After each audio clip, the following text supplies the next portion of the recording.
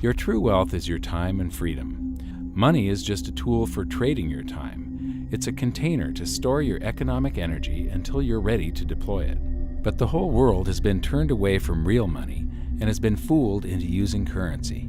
A deceitful imposter that is silently stealing your two most valuable assets, your time and your freedom. Welcome to the rabbit hole. We are entering a period of financial crisis that is the greatest the world has ever known.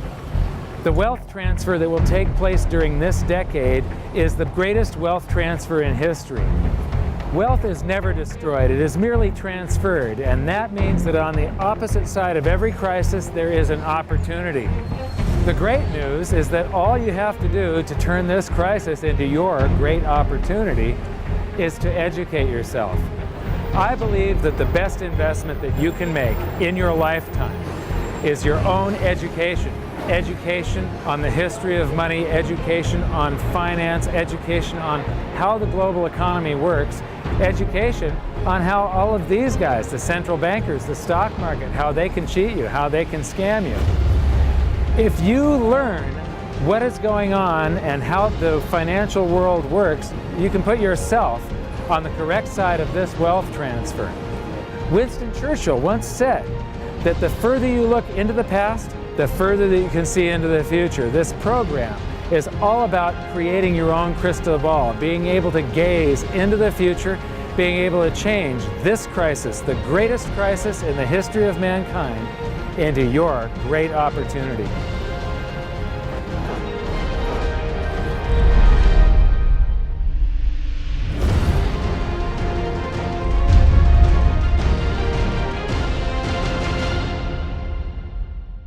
The hidden secrets of money, some of them are hidden in plain sight. They're like right in front of you.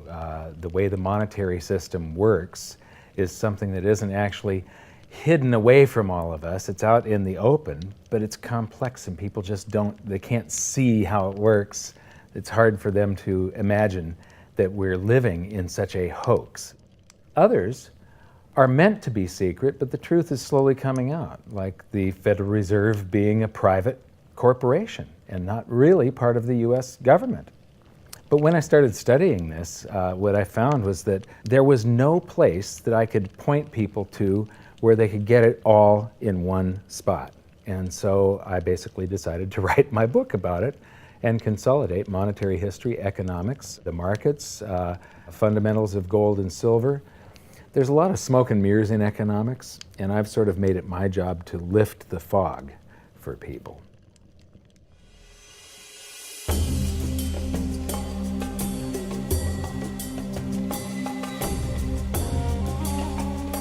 Welcome to Egypt.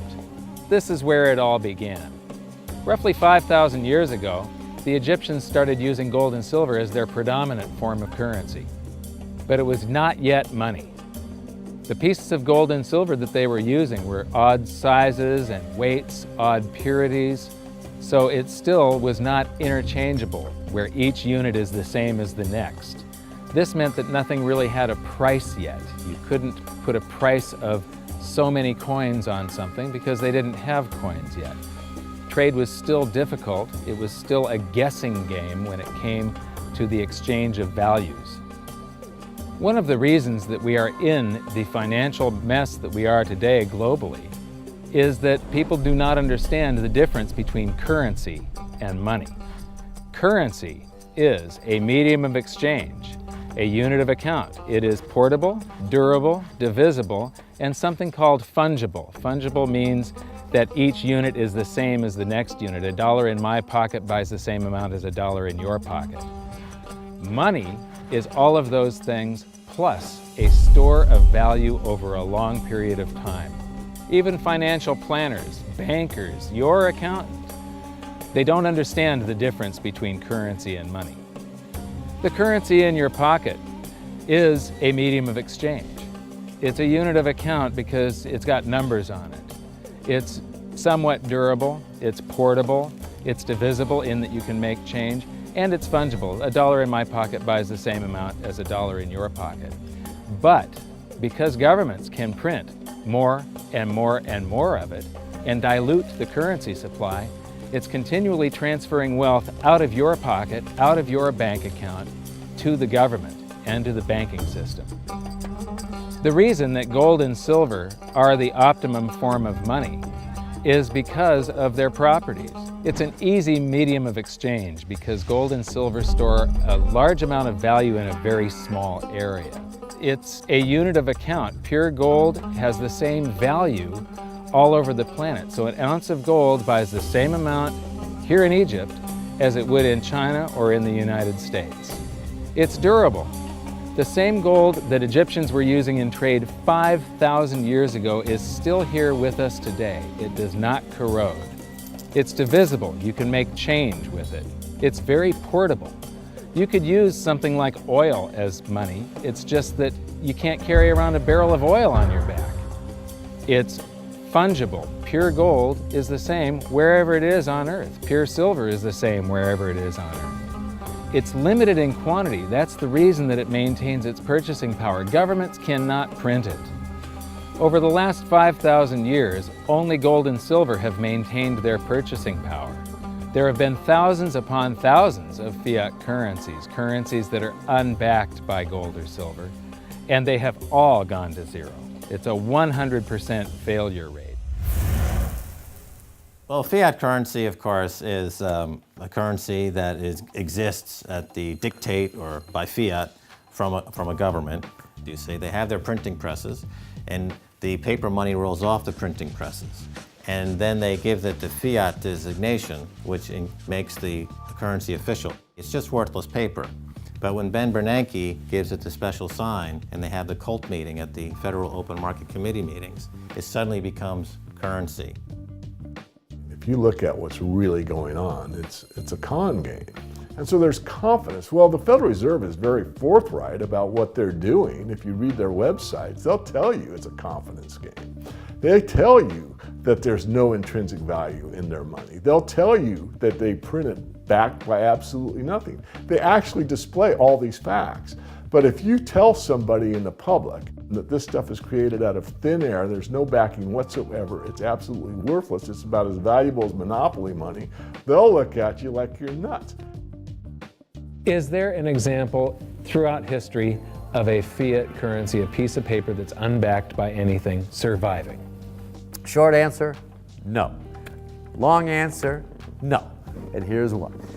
When Addison Wiggin took over at the Daily Record, when they got cranked up, Bill Warner asked him to catalog all of the fiat currencies throughout history and what happened to each of them. Addison dutifully went to work. Within a short period of time, he had gone through the alphabet. All the fiat currencies that started with the letter A were done. They all went to zero. He was halfway through the letter B, and all the fiat currencies that started with the letter B, and there were 600 of them in just the first letter and a half of the alphabet, and every single one of them went to zero.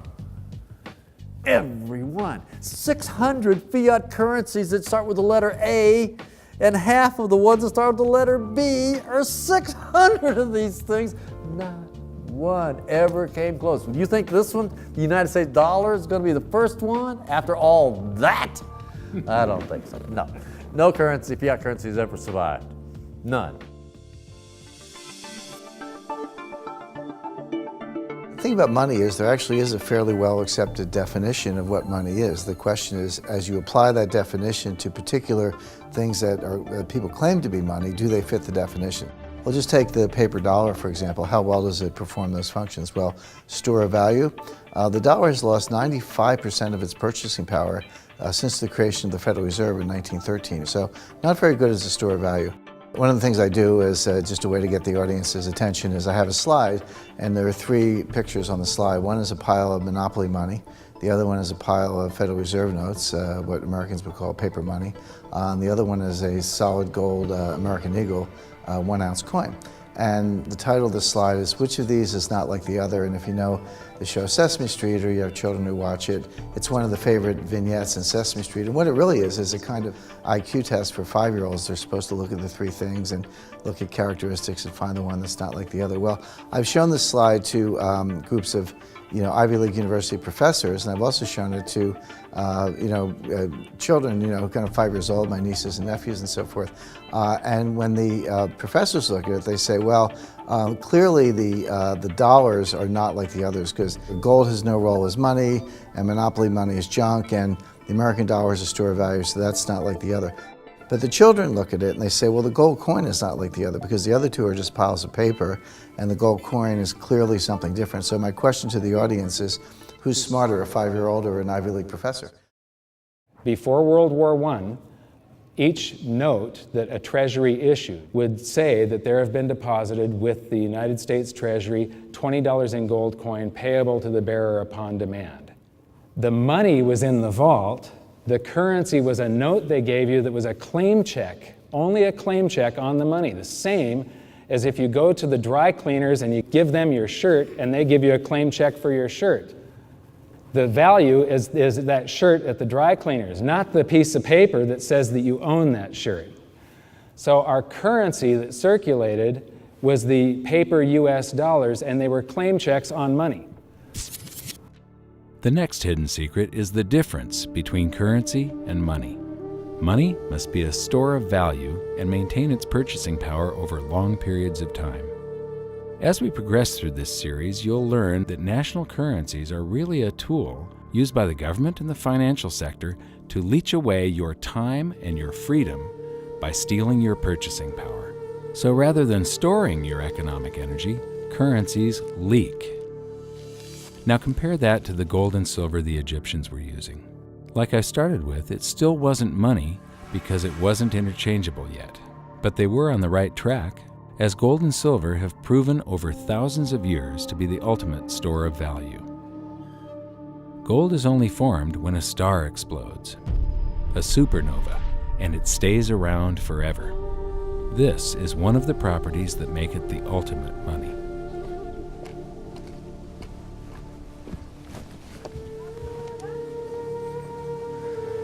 People are amazed that after 5,000 years, the pyramids are still here.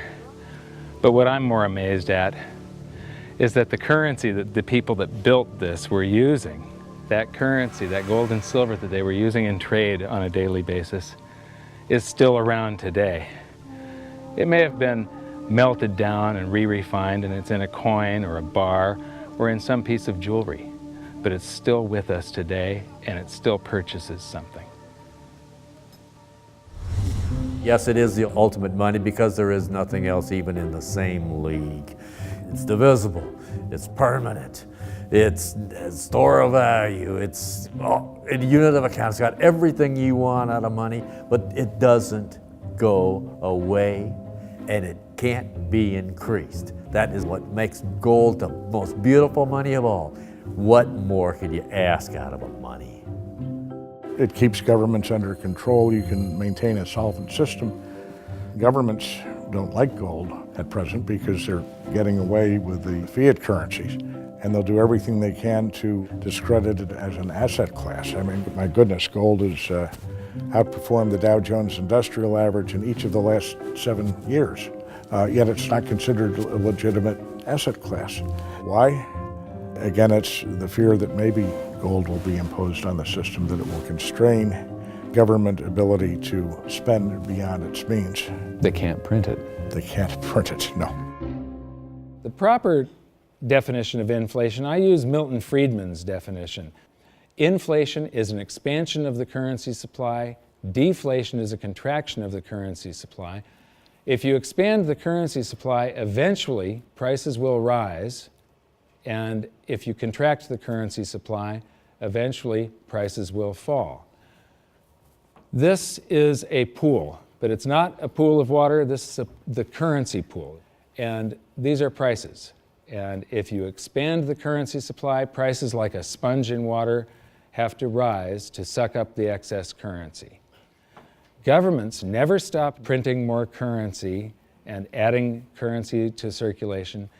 Therefore, Prices keep on going up not because the stuff that you're trying to buy is changing. The real estate doesn't change. What has changed is the currency purchases less and less. It's the currency going down, not prices going up. The truth is, what we have that makes our world work right now is a big story. None of it's real.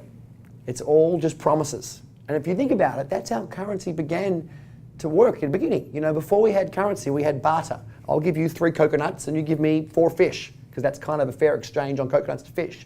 But that got complicated, so we had to invent this thing called money to be a divisible, portable medium of exchange. And the challenge is that we lost that a long time ago, when we lost having things of value be our currency. And now we have this thing called numbers and accounts. But trust me, it is not real. It's a big made-up story. One of the biggest make-believe stories ever is called quantitative easing, which sounds complex, but it's really just a smoke and mirrors term for currency creation.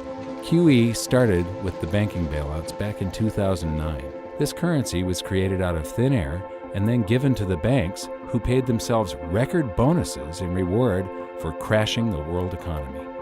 This is a global phenomenon, but all you have to remember for now is that whether it's QE bailouts or stimulus programs, these are all just voodoo, hocus-pocus terms for increased currency creation. I believe gold and silver will reassert themselves as money. And when they do, there just isn't enough, and their purchasing power is going to go up many, many, many times. Egypt is an amazing place. There's a franticness about it, and utter chaos, especially like the traffic. But when it comes to like all of the merchants that are trying to get every last dime out of you, you get fleeced to the point where you come back with an empty wallet. But you know what? They're amateurs compared to Wall Street. In the past several years, I've spoken in many countries about the crisis that's coming, and a lot of people think that they're going to be okay in their country, that it's only going to happen to the United States or maybe the United States in Europe. But what they don't realize is that this is a global phenomenon. I got to show you something here. This is base currency in the United States. This is the number of paper dollars that exist, basically. It took 200 years to go from no dollars in existence to 825 billion. And then we had the bailouts, and then we had QE1, quantitative easing 1, then QE2, and then we had QE3, and then QE4, and then soon we're going to have QE57 and QE382. And it isn't just here. This is what the Canadian currency supply looks like.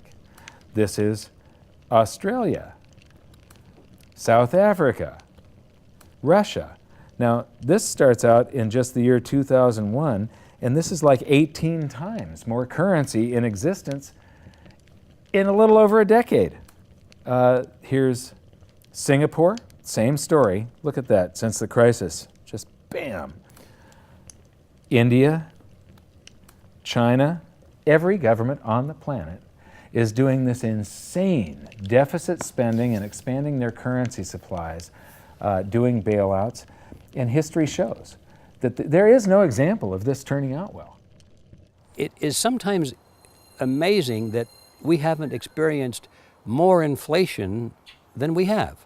If they keep expanding the money supply so vastly, why aren't our prices growing faster than they really are? And the answer is that a good chunk of the money that the Fed created has been shipped overseas. I remember early in my research, I heard this expression that the Americans have exported their inflation. I thought, what is that? How can you export your inflation? Put it in a box and send it out? What do you do? Well, now I understand. You export your inflation by simply sending all these dollars that you created to these other countries, and then they send you their refrigerators and their cars and whatever, their TV sets. So you get hardware, and they get little pieces of paper. It's a great deal for the American people for a while. For a while. Sooner or later, all of those pigeons come home to roost. When the time comes, as it looks like it's now coming, When the rest of the world is saying, we don't want to play this game anymore. Uncle Sam's dollars are just becoming worthless. There are too many of them. We've got to find something else other than American dollars. Then those dollars start to come back to America. People say, we don't want them anymore. What do we do with them? Once this revs up and we've got this little trickle of money coming back that we previously exported, once it becomes a flood and it starts to rush back, now we are getting our former exported inflation brought back to us, and then we'll see the quantity of money inside the United States grow much more rapidly even than the Federal Reserve can create it, because we're getting a previous money back. And that's when we will really see the tanking of the US dollar in terms of what it will buy. During the second round of quantitative easing, global food prices went up 60%. And this created a humanitarian disaster for the 2 billion people on Earth who live on less than $2 a day. These people were hungry to start with, they became hungrier, and some of them started overthrowing their governments in North Africa and around the Middle East. So quantitative easing was the spark that ignited the Arab Spring. So that's it. When you create money, you get some sort of inflation. It just depends on where the inflation goes. It's all going down, down, down. Peasants are reeling from a game of coins and crowns. Given the premise that you have a permanent underclass or poor class, and how does inflation affect them disproportionately, it affects them basically in the percentage of their income that goes to food. And we see this as a ratio, and we know that there are some danger points. For example, in Egypt recently, once that ratio got to 40% of income going to food and the price of food rising due to inflation, when it got to 40%, that's historically a point where people actually stage a revolution. That's exactly what we saw. The French Revolution, similarly, was all around the price of food getting to a certain critical point where people simply, the risk-reward for revolution was favorable toward revolution. When they print it up, then it all goes down. Well, exactly right, because when you have a runaway inflation, it's punishing the very people who are most productive in society. In other words, the people that produce more than they consume and save the difference. The problem is that those productive people, the savers, save in their national currency. And unfortunately, the national currency is just a fiat piece of paper at this point. So when it's destroyed through runaway inflation, that $100,000 that you were hoping to retire on doesn't exist. And the things that you were going to buy with it and provide for others don't exist either. Now what are you going to do? So that all seems pretty scary. However, this is going to happen, and you can only play the hand that you're dealt. But the great news is that gold and silver always end up doing an accounting of the expansion of the currency supplies. Basically, the will of the public and the free markets. When governments do this kind of stuff to their currency supply, they debase it. Eventually it comes back in inflation. People sense the loss of their purchasing power. They rush back to gold and silver, and they bid the value of the gold and silver up in the country until it meets or exceeds the value of all the currency in circulation. This is a process that's been going on over and over again throughout history, except this time it's happening on a global scale. It has never before happened in all countries at once. And that means that this is the greatest wealth transfer in history. Therefore, it's the greatest opportunity in history, and it's not going to happen again in your lifetime. So now we've learned that your true wealth is your time and your freedom. Money is a trading tool that stores the economic energy that is your time and freedom, whereas currencies leak them away. Gold and silver are the ultimate money simply because of their properties. Fiat currencies are based solely on confidence and always return to their intrinsic value of zero. Governments don't like gold because it imposes restraint. Rising prices are a symptom of an expanding currency supply, and gold and silver always account for an expanding currency supply. So that's it for this episode. Join me next time as we begin to investigate how monetary history just repeats and repeats, and how gold and silver always win the battle between currency and money. Until then, my challenge to you is to stop calling currency money. It's a crucial first step towards setting your mind free of all this economic voodoo and changing your context. You can learn more by watching the bonus features on our website, and if you have any questions, you can post them there, and we'll answer some of your questions in future bonus features. So good luck, thanks for watching, and we'll see you next time.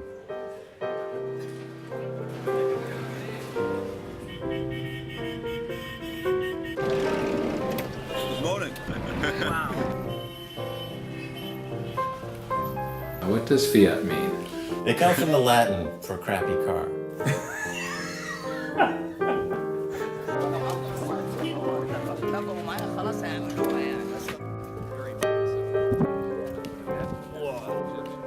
In the desert in a suit. My camel died. You're not too sure about that, are you? Huh?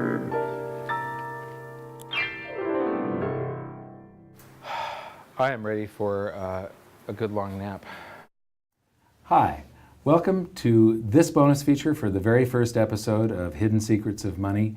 And this is currency versus money. So that's the major topic that